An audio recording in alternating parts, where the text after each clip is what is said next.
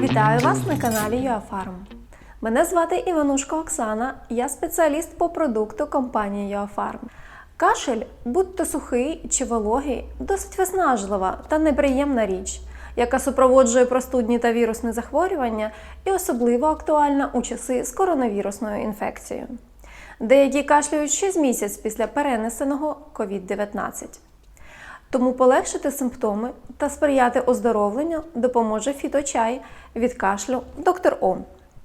Чому чай допоможе і тим, у кого вологий кашель, і тим, кого замучив сухий? Тому що до складу цілющого фіточаю входять компоненти, що зменшують запалення та подразнення, зволожують слизову оболонку, заспокоюють та полегшують сухий кашель.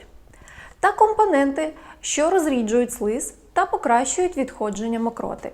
До речі, корінь алтеї, який входить до складу, має відхаркувальну та протизапальну дії, позбавляє від запалень.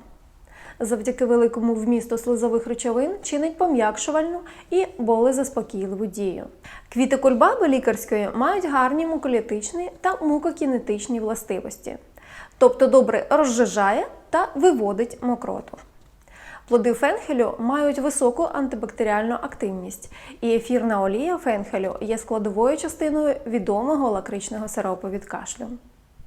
Плоди кмину є невід'ємним компонентом рослинних зборів, що сприяють лікуванню бронхітів, пневмонії, бронхіальної астми, бо чинять спазмолітичну, бактерицидну та відхаркувальну дію. М'ята сприяє швидкому відходженню мокротиння, захищає клітини від втрати вологи, розріджує мокротиння та чинить бактерицидну дію на слизовій оболонки. Фіточай Доктор Ом від сухого та вологого кашлю можна вживати щодня, тричі на день, перед або після їжі, за потребою або для профілактики можна вживати до 1-1,5 місяці.